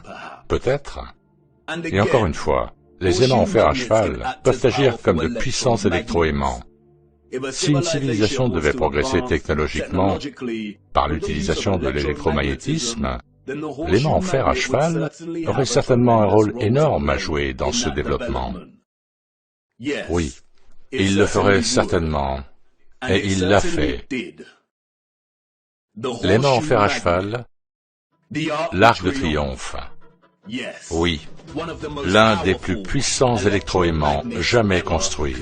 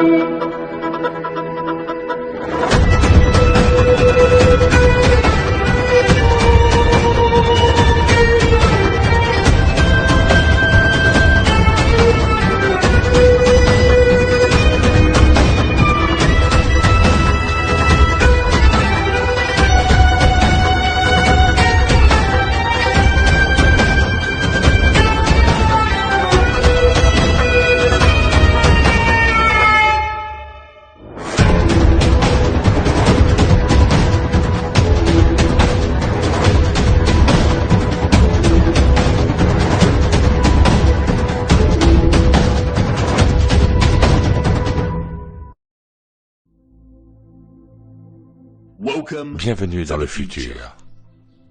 Sauf qu'il s'agit du passé. Le futur est venu et est reparti, et nous l'avons manqué. La magnifique architecture que nous voyons partout dans notre monde, que les menteurs officiels et les contrôleurs de celui-ci ont appelé historiciste, néoclassique, renaissance, gothique, etc., appartient à une seule et même civilisation unifiée. Une civilisation si développée qu'elle a exploité le pouvoir de l'électromagnétisme à un degré si élevé qu'elle a non seulement construit ces énormes structures, mais les a aussi façonnées avec une finesse et une beauté absolue. Une célébration de leur propre avancée technologique. Les structures ont été conçues dans le seul but de récolter et de générer de l'énergie électromagnétique et de la distribuer partout dans le monde. Leur ville, leur village et tout un mode de vie dépendaient de l'utilisation d'une énergie électromagnétique puissante, propre et gratuite. L'énergie était captée et collectée dans l'ionosphère au-dessus de nos têtes, au moyen d'antennes, de flèches, de dômes et de tours. Toutes les structures impossibles que nous voyons aujourd'hui ont été reconverties, rebaptisées par nos contrôleurs et les citoyens du XIXe siècle. Ceci n'est pas une église, ce n'est pas une mosquée, ce n'est pas un château et ce n'est pas un bâtiment gouvernemental. Ce sont des générateurs puissants et gargantuesques. Ils collectaient et généraient l'énergie électromagnétique qui était ensuite stockée dans d'immenses centrales électriques et distribuée et redirigée par des structures sophistiquées et avancées, dont un énorme électroaimant ou ce que nous connaissons sous le nom d'arc de triomphe. L'énergie était stockée dans des batteries et des condensateurs, tels que des tours et des obélisques.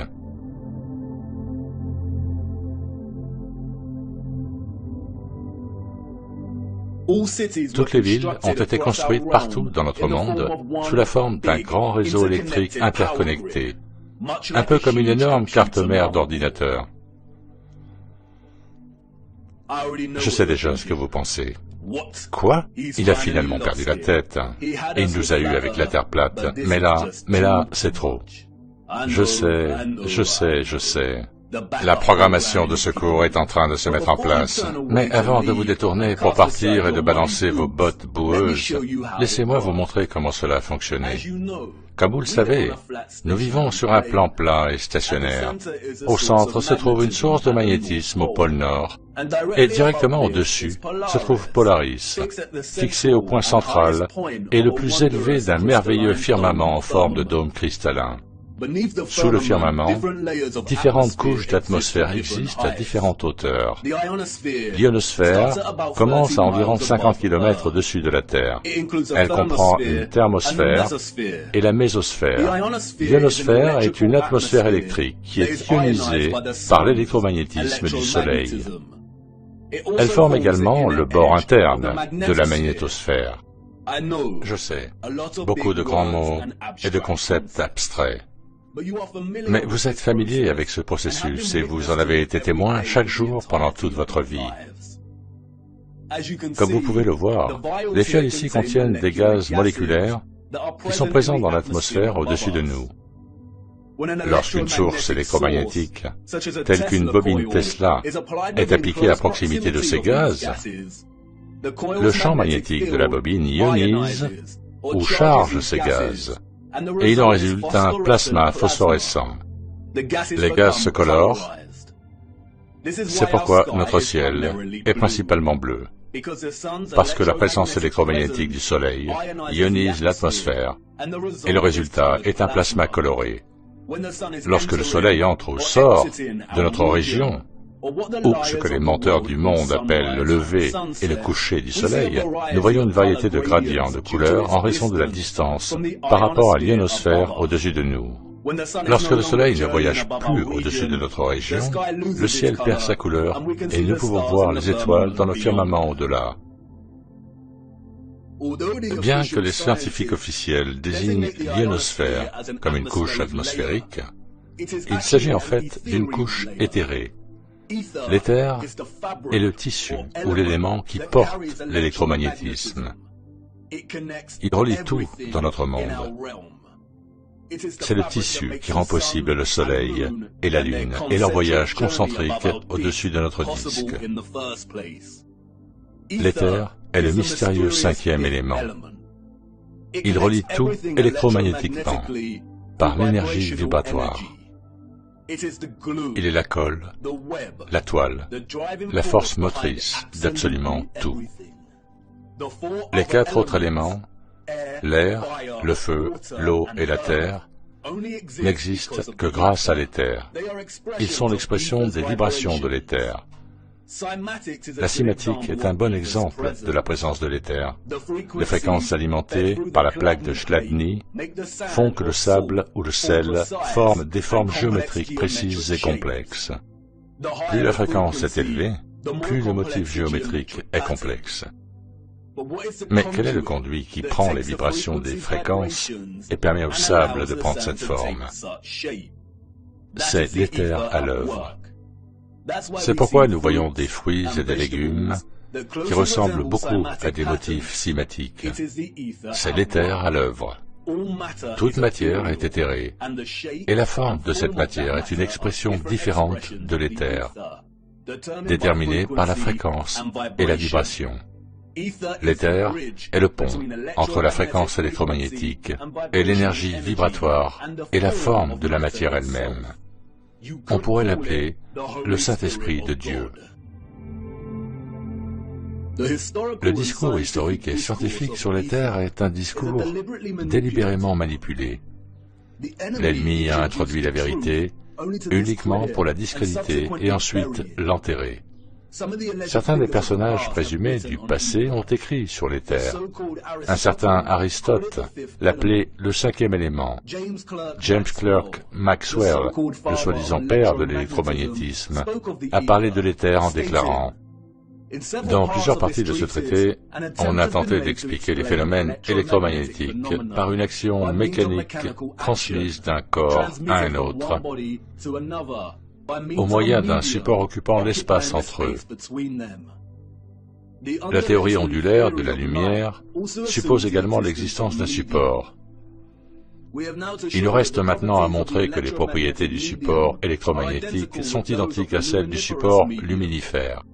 Le support auquel il fait référence ici est l'éther. Albert Einstein et d'autres ont réussi à solidifier le modèle héliocentrique à travers des écoles frauduleuses de la pensée scientifique. Mais même Einstein ne pouvait nier la présence de l'éther. Selon la théorie générale de la relativité, l'espace est doté de qualités physiques. En ce sens, il existe donc un éther. Selon la théorie générale de la relativité, un espace sans éther est impensable.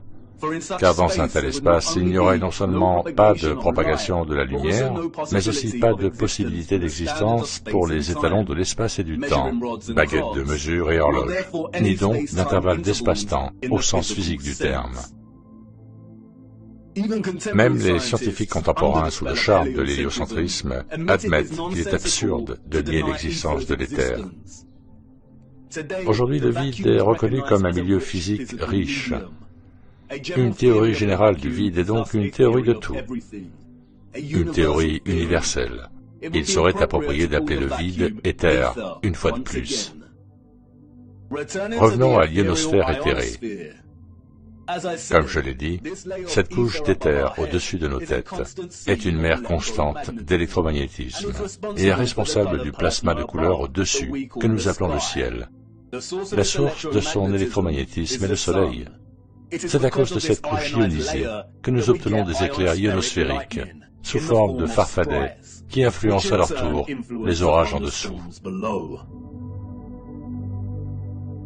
Un ion est une particule, un atome ou une molécule ayant une charge électrique nette. L'électricité est un flux continu d'ions. Les électrolytes de notre corps sont ionisés. Tout est relié par l'électromagnétisme et l'éther. Nos ancêtres historiques hautement développés et sophistiqués comprenaient non seulement le fonctionnement de l'ionosphère et de l'éther, mais ils avaient également mis au point des méthodes pour les exploiter de manière magistrale en tant que combustible pour alimenter la Terre entière. Et si le processus exact par lequel ils ont pu extraire l'éther nous est délibérément caché et reste inconnu, les vestiges structurels que l'humanité a depuis réutilisés en tant qu'architecture nous offrent de nombreux indices sur la façon dont tout cela a fonctionné. Les preuves sont partout pour ceux qui ont des yeux pour voir. Et une fois que vous les voyez, elles deviennent si évidentes que vous vous en voudrez de ne pas les avoir remarquées en premier lieu. La question est très complexe, et il faudra du temps pour l'étoffer. Pour l'instant, nous allons donc examiner de plus près certaines de ces structures et présenter quelques concepts de base. Au fur et à mesure que nous poursuivrons notre voyage, nous explorerons tout plus en détail. Nous les voyons partout. Au sommet de toutes ces magnifiques structures, des tours, des flèches et des pinacles qui s'élèvent en antennes pointues. C'est à travers ces antennes complexes que l'éther était récolté. Vous voyez, après la grande réinitialisation des années 1800, l'ennemi a fracturé la compréhension unifiée de Dieu de l'Ancien Monde et a créé de multiples religions pour essayer de cacher Dieu et de justifier l'existence de si grandes et belles structures technologiques. Et je sais que cela peut déranger certaines personnes, mais restez avec moi, je ne vous laisserai pas tomber.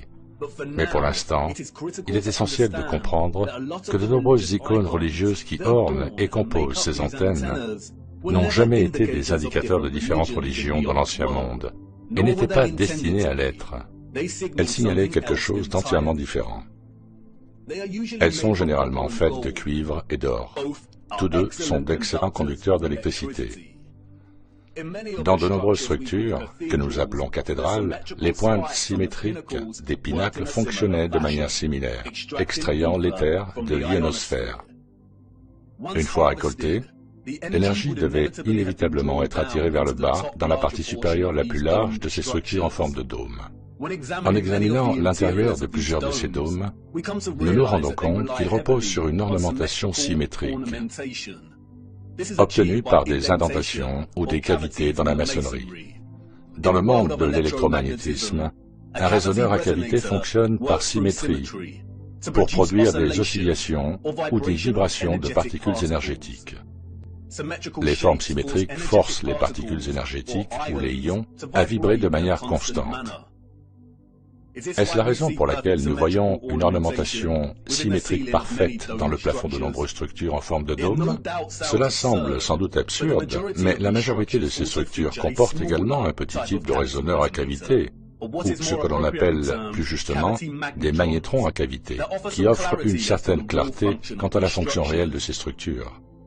Un magnétron à cavité est un tube à vide de grande puissance qui génère des micro-ondes en utilisant l'interaction d'un flux d'ions avec un champ magnétique lorsqu'il se trouve dans le résonateur de la cavité. Un magnétron fonctionne à travers un vide symétrique et vidé.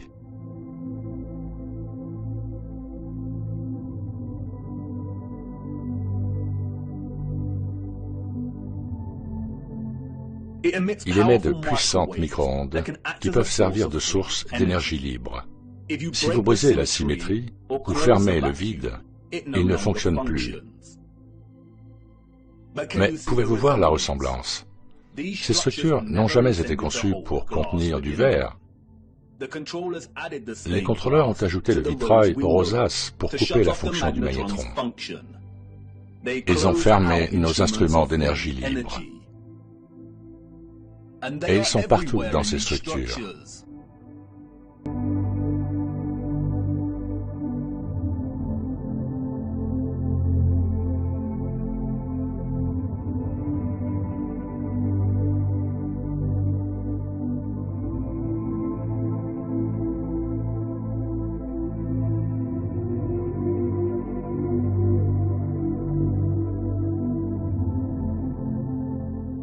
Il est intéressant de noter que si vous observez la géométrie de sections entières des structures elles-mêmes, il devient alors très évident qu'elles ont fonctionné dans leur intégralité comme un magnétron à cavité pour générer de l'énergie. Tous les magnétrons à cavité sont constitués d'une chambre métallique circulaire centrale chauffée, dans laquelle le courant sort et que l'on appelle cathode. Regardez ce mot, cathode. Est-ce qu'il vous rappelle un autre mot? Cathédrale. Cathode. Comme pour tout le reste, ils corrompent la vérité et cachent des choses à la vue de tous. Les contrôleurs ont retiré la plupart des cathodes faisant partie intégrante de ces magnétrons à cavité, mais il existe aujourd'hui certaines structures dans lesquelles on peut voir des traces de l'ancienne cathode encore présente. Le recours important à la symétrie et autres cavités dans ces structures n'est pas une coïncidence. L'ornementation symétrique aurait fonctionné de manière similaire, faisant vibrer les particules énergétiques de manière constante. Les fleurs dans les carrés peuvent être considérées comme des résonateurs acoustiques qui font vibrer les ions. C'est ici que l'énergie aurait été continuellement manipulée en énergie vibratoire et électromagnétique de fréquences spécifiques. Regardez attentivement ces magnifiques résonateurs acoustiques. Pourriez-vous en fabriquer un à la main aujourd'hui et à une telle hauteur? Pourquoi un peuple sous-développé passerait-il autant de temps à fabriquer une ornementation symétrique aussi parfaite? Surtout si elle n'avait aucune fonction et était purement esthétique, il ne l'aurait pas fait. Les résonateurs à cavité et les magnétrons auraient dû fonctionner en partenariat avec un moteur ou un réacteur central contenu dans toutes ces structures.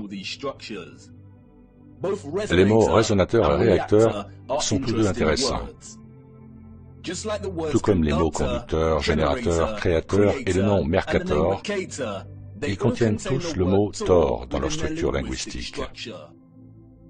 Ils renferment une mémoire linguistique et rendent hommage au Tor ou au champ torique. Le Tor est le flux de l'électromagnétisme. Sans ce flux d'énergie, il n'y aurait pas de vie sur Terre. Personne ne peut vraiment en être sûr, mais certains ont suggéré que le moteur était probablement similaire à un réacteur à fusion. Les traces de ces moteurs peuvent être trouvées dans tous les grands générateurs. La coquille vide de l'endroit où se trouvait le moteur est généralement, mais pas toujours, octogonale. C'était juste devant nos yeux tout ce temps. Les contrôleurs ont retiré les moteurs, parfois réaffectant l'espace en baptistère et en kiosque à musique, parfois laissant la base vide ou tentant de les recouvrir. Nous voyons ces structures octogonales dans les cathédrales, les bâtiments gouvernementaux, les mosquées et les kiosques à musique. Et à moins qu'elles n'aient été réaffectées, ces structures semblent n'avoir aucune fonction globale. Elles ne contribuent pas à la structure globale. Elles semblent superflues et inutiles. Des théories ont fait surface selon lesquelles les moteurs ou le mécanisme technologique central étaient similaires à un tokamak, et bien que je ne souscrive pas à cette idée, ce qui deviendra évident plus tard dans notre voyage, nous l'utiliserons pour l'instant à des fins d'illustration. Un tokamak est un dispositif puissant qui utilise un champ magnétique pour produire du plasma sous la forme d'un tor. Les tokamaks contemporains que nous voyons sont utilisés pour la fusion thermonucléaire. Le champ torique du tokamak, en conjonction avec les ions vibrants de l'éther, aurait produit un champ électromagnétique hautement conducteur de gaz appelé plasma, tout comme notre Soleil et notre ionosphère. Si ceux de l'Ancien Monde avaient utilisé quelque chose qui ressemble de près à la capacité d'un tokamak, le résultat aurait été une abondance d'énergie électromagnétique propre, puissante et gratuite, qui aurait pu alimenter des villes entières et la Terre entière. Il ne s'agissait pas d'églises, de cathédrales, de châteaux et de bâtiments du Parlement, mais d'énormes générateurs de moteurs.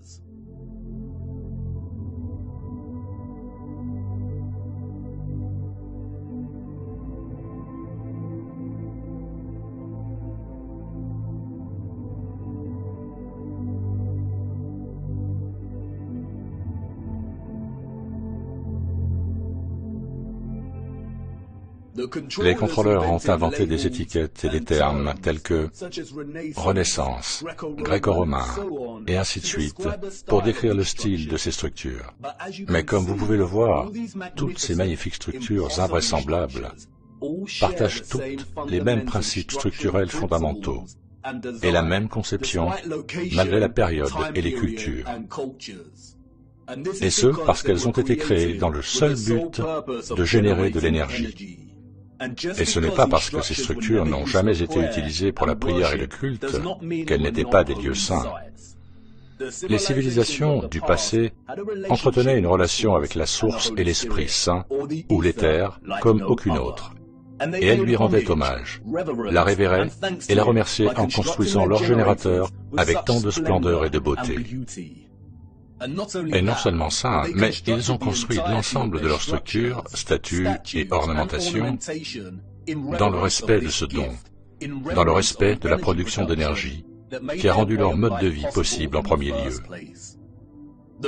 La couronne de laurier que les contrôleurs sataniques ont corrompue en s'appropriant le symbole et en le redésignant pour représenter Apollon et Lucifer, est en fait une bobine torique. Et nous voyons la bobine torique dans toute l'infrastructure de l'Ancien Monde. Une bobine ayant à la fois une fonction et une célébration de cette fonction.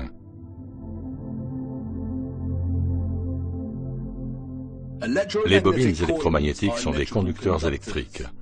Elles sont utilisées dans des applications où le courant électrique interagit avec un champ magnétique, dans des dispositifs tels que les générateurs, les moteurs, les inducteurs et les transformateurs. La plupart des bobines se présentent sous la forme d'une bobine torique ou d'un fil en spirale. Les bobines sont utilisées en conjonction avec un aimant pour produire un puissant électromagnétisme. Plus le nombre de tours de fil est élevé, plus le champ magnétique est puissant.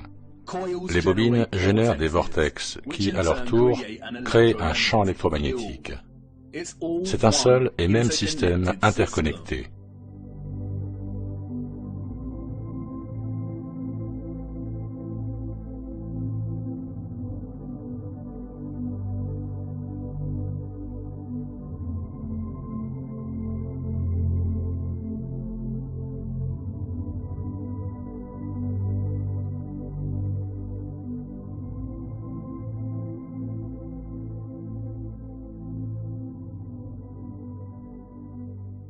Et nous le voyons partout.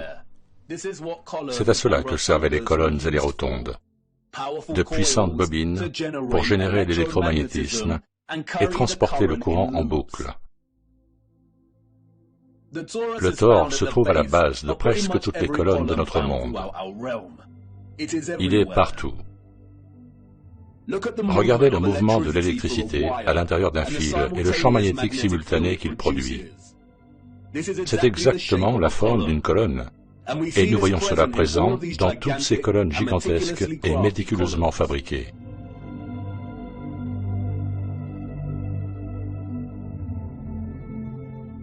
C'est pourquoi nous voyons le champ magnétique représenté au sommet de nombreuses colonnes. C'est le mouvement des ions dans le champ magnétique. C'est le mouvement du Thor et du vortex torique.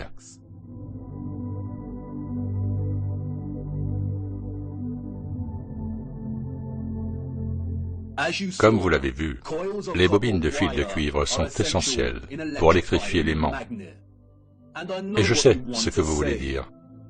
C'est génial, mais les colonnes et autres structures auxquelles vous faites référence sont en pierre. Mais voyez-vous, toutes ces structures impensables sont faites d'un mélange de pierre et de métal. Ils ont utilisé des barres de fer dans leur construction. Le fer est magnétique.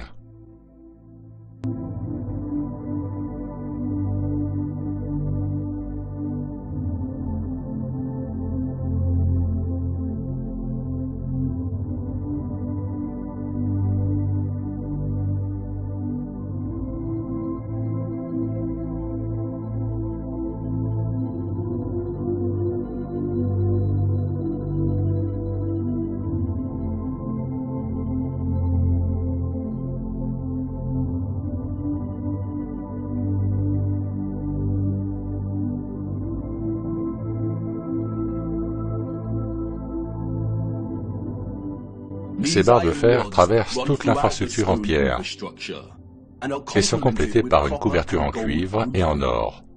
Le cuivre et l'or sont de puissants conducteurs d'électricité. Souvent, nous trouvons des statues entières, des arches, des dômes et des toits faits d'un cuivre bleu distinctif. En outre, la pierre calcaire, le granit et la dolomite sont mélangés à du silicium cristallin ou du quartz. Le quartz a un fort potentiel électrique. Les colonnades et les arches que nous voyons partout étaient à l'origine des composants intégraux de l'infrastructure électromagnétique globale.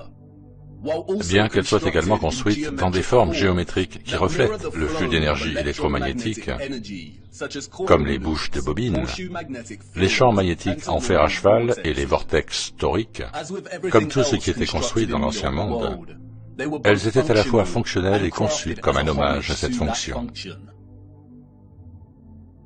Une grande quantité d'énergie éthérée était stockée dans des structures construites en briques rouges et en béton. Les briques rouges et le béton sont d'excellents conducteurs d'électricité. Ils fonctionnaient comme d'énormes condensateurs ou batteries. Selon de nouvelles recherches, les briques rouges peuvent être converties en unités de stockage d'énergie qui peuvent être chargées pour contenir de l'électricité comme une batterie et peuvent stocker de l'énergie jusqu'à ce qu'elle soit nécessaire pour alimenter les appareils. La clé de cette fonction de batterie inhérente à la brique rouge est l'oxyde de fer. Le développement et l'utilisation de la brique rouge sont essentiels, et nous reviendrons sur ce sujet bien plus tard au cours de notre voyage. Les très grandes centrales et batteries en briques rouges étaient désignées et reconnaissables par leurs bandes blanches, comme la gare de Saint-Pancras à Londres, et de nombreuses autres structures célèbres. Cette désignation des centrales par des bandes rouges et blanches est encore utilisée aujourd'hui et constitue également un indicateur pour l'aimant. Certaines étaient construites en bleu, noir et marron avec des rayures blanches. Les tours, les obélisques et les petites tours d'horloge fonctionnaient comme des condensateurs intermédiaires ou des batteries pour stocker, distribuer et fournir de l'énergie à travers le réseau. Toute la Terre de notre monde plat était connectée en un seul réseau. Un système complexe interconnecté de production, de distribution et de consommation d'énergie libre. Ce réseau a été déstabilisé et désactivé quelque part entre le XVIIe siècle et le XIXe siècle. Les réseaux électriques de ce type ne fonctionnent pas sur une masse sphérique. Nos ancêtres historiques savaient que la Terre sur laquelle ils marchaient était plate.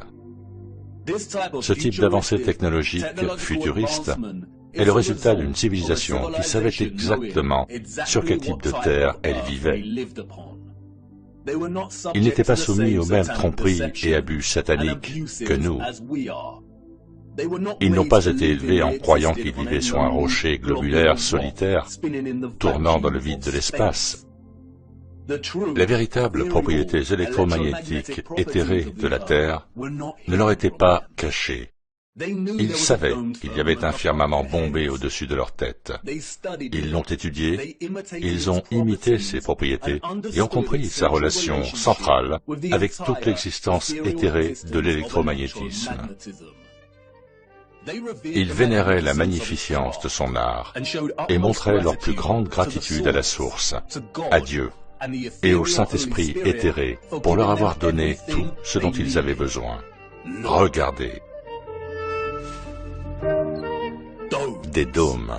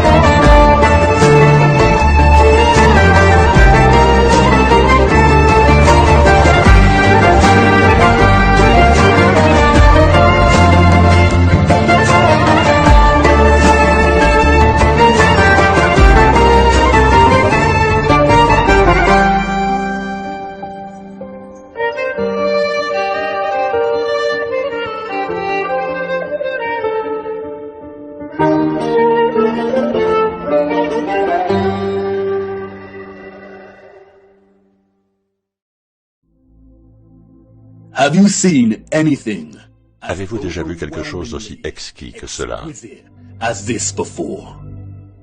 Comment avons-nous pu vivre toute notre vie sans envisager sérieusement le caractère inimaginable de ces structures?